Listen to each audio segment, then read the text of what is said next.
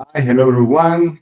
We are here again with FinOps Weekly, our podcast that we discuss about FinOps. And today we have here Alfonso San Miguel. Alfonso is a cloud architect, very well known. He wrote a book. He is a trainer in FinOps, and we're going to talk a little bit about what you did in FinOps and discuss more your journey to FinOps and stuff like that. So, how are you? Thanks for having me, by the way, Damian. Thank you so much for having me. It's a pleasure to be here in this podcast and to discuss with you some FinOps geek topics, let's say. So, yeah. I love talking about FinOps, and it's always good, yes. And so, while we're at it, tell us a little bit, how did you start with FinOps? Okay, this is a good one. I have been working as a cloud architect for around, I would say, 10 years, 11 years, something like that. I always worked in Azure, and I extended my reach to also cover AWS and Google. And I have been always interested in governance in general. So everything regarding tagging, naming convention, I love that idea. No, I was always aware of the cost of the cloud. I am kind of I have been also an infrastructure architect, like traditional architect, but I work in the cloud since the first day I started working. And I was always aware of the cost and the impact it had. So I worked a lot of years in one employer, and then I began to work with Accenture and Havana, this Microsoft partner, and I went to work with the biggest bank of Spain. And I was told there, okay, you need to learn about FinOps. This is kind of the latest wave. So yeah, I read the O'Reilly's book on FinOps. I loved the idea. And I always felt by then, like we are talking about 5 years ago, 6 years ago, I felt there was not a lot of technical content. And I think this is still the case on FinOps. Now everyone's talking about FinOps, but where is the technical content? No, so that has been my focus ever since. No, to try to create technical content for my customers back then, and now for B2 Impact, my current employer, to try to get the most out of the cloud. So more or less that's the case. I researched everything there was to research, and there was not a lot to research by then apart from the book. And I learned, and I tried to think like, okay, what are my architectural experiences and use cases? How can I save money now that I know how the cost is driven, no, in each service, in a virtual machine, in a web application, for example. So more or less, this is where I come from, no? So I'm my train of thought to arrive where I am here, let's say. Interesting. Interesting. You started natively in the cloud, and and they asked. So then you saw basically that there wasn't enough information. You decided to write a book. So how do you get into that? How did you get to that idea?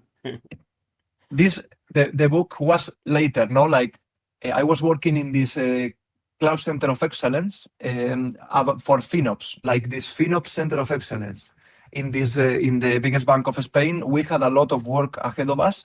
So of course we began by documenting everything. What are the initiatives we should take in each cloud to try to save money, to optimize the cost, to get the most out of these services? So we began to prepare all these best practices, this documentation, these policies, no? And later, after I finished the period working for that bank, I was thinking, okay, I created a lot of content. I had all this content in my head, no? And after that, I just got the offer from Packet. Would you be willing to write a book on this topic? And I said, the perfect opportunity, because I had everything fresh, let's say, in my head. So yeah, I just extended everything we did there to cover everything and to cover Google, AWS, and everything we could, of course. And yeah, and that's how the book came to be, let's say. So after 1 year of a lot of writing and researching, so it came to be. So yeah, really proud. Well, it seems that you are very enthusiastic about FinOps, and I wonder, do you see yourself continuing in FinOps, and why? Apart from being enthusiastic, why? Okay. I love the idea of FinOps, but for me, I wouldn't say my role is fully dedicated on FinOps because I work as a cloud architect. This means that FinOps is part of my job, but it's not my entire job. So for me, it's an essential part. I cannot live with this. I love the idea. I love costs. I am on top of all the reports and cloud costs, but it's not everything for me, let's say. Yes, of course, I see myself continuing in FinOps, but I don't know if I am willing to commit to have a FinOps only career, let's say. Yeah, I love the being an architect. I love the creative part of it, designing solutions that are not only cost efficient, but also reliable, highly available, fault tolerant, automated as much as possible, all these things. I love all of it, not just this small, not small, but this part, not FinOps, not only FinOps, but everything related to cloud architecture in general. So, Right. But you brought up a very good point. Eventually, even though if you don't run the FinOps itself, you have someone running the operation, still in your role, part of it is paying attention to the FinOps, paying attention what is your role in the FinOps environment, as well as others, right? This is what we have all these different personas.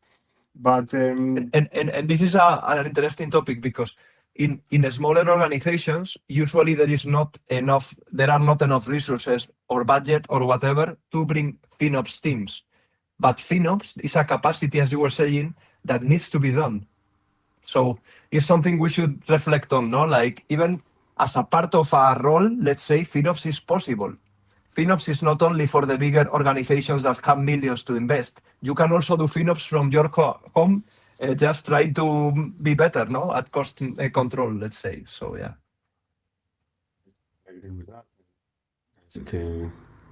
Based on what you're saying, by the way, we are saying that FinOps right now, the methodology of FinOps has been applied in other ways, like in SaaS and in data centers and stuff like that, and hopefully we see this space grow. That brings me to the next question. Tell us a little bit, some kind of like, you have a lot of experience, but tell us one success story that you are very proud of, that you can say, wow, I did it. Yeah. Okay. I remember I will explain two. One of them was that I devised what I called automated tagging. This means that instead of tagging resources by infrastructure as code or traditionally manually, whatever, based on some policies, I created a system to automatically apply tags based on the characteristics of cloud resources, something like this. And after I presented the idea, this bank I work with, they bought it and they were using it. And for me, that was a huge achievement because I just began working with them and it was quite a big step, no, for them to adopt something I presented. And this was really interesting. And the second one is something that we created all these FinOps dashboards and we were working with them hand to hand. And there was a small insight that we found out in a report that led to the biggest discovery. Like we detected that on some virtual machines, we were built for more than 24 hours a day. 27, 26, and we said, this is strange. How can we be built for more than 24 hours a day? Turns out this was a mistake by Microsoft, and this led to hundreds of thousands of credits because of a billing mistake from their side. So the smallest thing that you find out, and then you start pulling the thread to investigate and research what is this, how can this happen, things like that can make a big splash. So you need to be really careful. And this is just an example. We just found this by mistake. Of course, I could say we were searching for this, but that would be not true. And I'm sure one of the things, this is also a reflection, Damian, for you and for everyone listening, no? We need to be on top of our cloud billing. We cannot fully trust our cloud service providers. They can also make mistakes. We need to correlate what we do, what we use, with the bill we get, because there may be mistakes, such as this one, that can cause a lot of impact on our cloud costs. So Yeah. Definitely.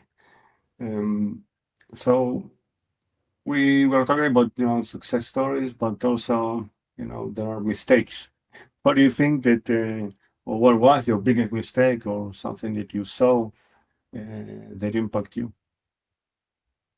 Yeah, maybe my biggest mistake is something is that sometimes I try to approach FinOps in a too technical way, I would say.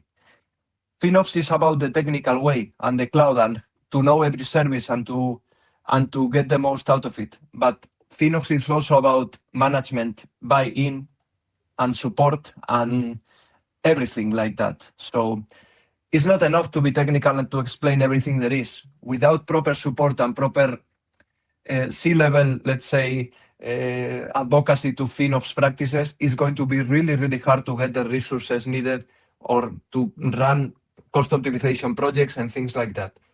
So yeah, that was my mistake when I was beginning in FinOps, to only center myself in the technical, but I try to learn, I try to improve, and now I'm definitely not only focused on the technical side of FinOps, but also on the management, the training, trying to spread the word, let's say. Evangelization, you could call it. Enthusiastic and evangelist. I love it. Yes. Well, I think that for me, it's one of the things that I like about freelance. It's something dynamic, right? You need to have a lot of different skills, also communication skills and well, all the soft skills, because eventually you need to be like in contact with different personas and different people and get buy-in, like you were saying. So this is what I like more about FinOps. But what do you like more about FinOps? Well, I like the idea, that every day there is a new service in the cloud, and FinOps apply to all of them, because every service has their own cost drivers. They are different from each other, and you need to know them in order to optimize them. I love this idea, the creative part of it, of designing cost-efficient solutions. If you think in this way, let's say. So, and I love that. I love the trend of making FinOps bigger than just the cloud. I am trying to also apply these ideas, the licensing, to put licensing into FinOps. We can kind of right size. We can see. We can improve the visibility that we have on the cost. We can do cost allocation and all these things, even on premises costs, everything, So I love also these ideas to make the scope bigger. I think it's always a good news, So. For FinOps is growing, it's entering new areas. You can apply this methodology of saving costs anywhere.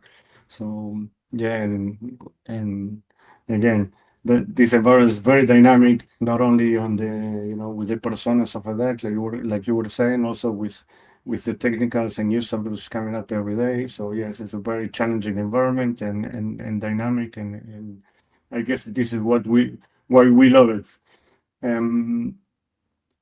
So I will ask one last question before we move to my favorite part, which is the rapid fire. Do you think that, and why do you think that companies are still expecting, from the FinOps to only reduce costs when we talk and we see that it's much more than that? Okay, this is a tough one. Okay, I will try to give you my point of view. I think the issue about reducing the costs is it happens even before the cloud. Let me explain. When we had everything on premises, things were not optimized. So when the cloud comes, the promise is everything will be much more cost effective in the cloud. This is wrong, because if you don't have, if your workload is not optimized to begin with, it uses bigger CPUs than needed. Like you are not using the compute resources you are provided, let's say. If you take that to the cloud, it won't be optimized. So most probably even the cloud will cost you more than on premises, So now that the issue is that when the companies are in the cloud, they move things without optimizing them, expecting for miracles, And now they want to keep reducing the cost. This is the thing. I'm sorry, but there is no such thing as reduce the cost easily. FinOps is not about reducing the cost. It's about controlling the cost and understanding why this cost is there, no? And most probably what they will put on the table, the FinOps team, if they analyze this non-optimized workload, is you need to do a whole project, big project, to change this old technology to a new one that is cost optimized. And management is not going to like this. So we are kind of inheriting, let's say, mistakes from the past, now that we are working in the cloud and in FinOps. This is kind of my take on this. So it's really, really hard. And for me, the hardest part is that a lot of companies go to the cloud with this cloud cost savings promise, and this is not true. I'm sorry. For everyone listening, this is not true. It's really hard to make the cloud cost efficient. You need to have people that know how to get the most out of it. This is where FinOps come in, and engineering team and so on. So it's not a simple thing to do, I would say. I totally agree, and I think that people and companies should start shifting to seeing what the mission is to control costs, like you were saying, and by controlling the cost, the result will be to maybe in some cases reduce the cost and get less surprise, but not that should but reduce costs. Should putting the culture in there is I believe the target, and that will avoid any unexpected waste or unwanted waste. But okay, let's go to the rapid fire, which is one of my favorite parts of this show. So I'm prepared. So tell me, what do you think? Saving plans, a rise, or a combination? This stuff. I would first answer saving plans. However, because saving plans are more flexible, it's kind of a different way. You don't commit. But in Azure, saving plans are not that good. You cannot cancel them. So it depends. I would say combination. If it would be a multi-cloud scope, let's say. But no easy question. There is no perfect answer for me. So. Well, this one is, everybody, we see a lot lately, a great debate about this. People talking, should we tag or not tag? What do you think? For me, clearly, we need tags. Tags is metadata we add to our resources to add more information. I think this is valuable, apart from even the cost. This is interesting and valuable for cloud governance. Now, maybe the question is, should the tags be automated? Like, I know a lot of companies that create the tags for you based on network assessments and things like that. They analyze the traffic and they are able to create your tags for you. The question is how to automatically create the tags. Maybe generative AI can help us in this, no? Having something is better than having nothing. So for me, definitely tags. Now, how to do them, how to prepare them, and how to assign, this is a different topic. So. Thank you. What is your ideal FinOps team structure? I mean, like centralized, federated, fully distributed? I think in bigger companies, of course, centralization is really good because then you can have central policies that are applied on different business units, and you have people on the business units to kind of adhere to these policies and to supervise. And so, but on small companies, maybe this that I was saying, the capacity maybe only some hours a month from one person to work on FinOps. So in these kind of cases, I don't think it makes sense. Like there is a FinOps structure for every organization, and it depends on how the organization is and the size. So, but I prefer, of course, a centralized approach if I would be to choose, let's say. What do you think is the single biggest thing that holding back FinOps adoption today? Interesting. Maybe I would say this C-level support is really difficult to promote FinOps if you don't have the support. We can be like the best FinOps engineers to be if we don't have the budget or the time even to work on things.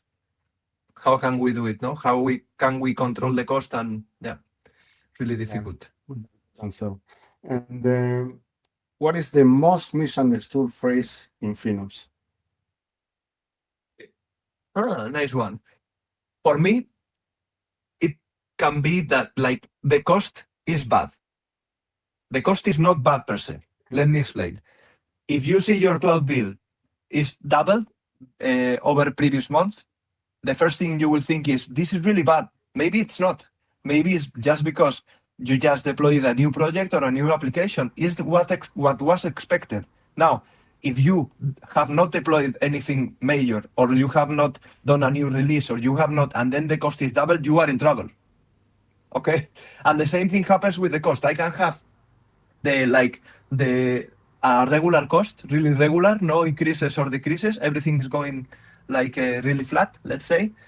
And if I am hosting a cloud application and my user base is doubling every month, the cost is amazing. I mean, I am able to keep the cost at bay while doubling every month my user base. This is amazing news.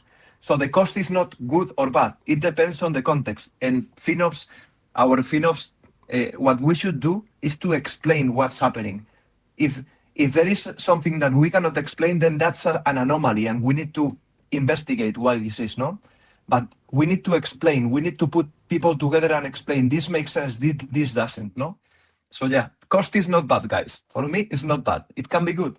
It can also be bad, of course, but depends. It's not Everything bad, depends. remember that. All depends.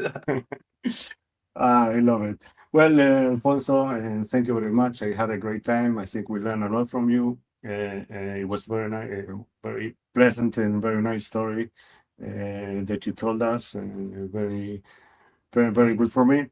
And I hope that our subscribers loved that as well. And I hope to see you soon. Yeah, for sure. Thank you so much for having me, Damian. A pleasure to speak to you. Excellent. Bye. Bye. Take care.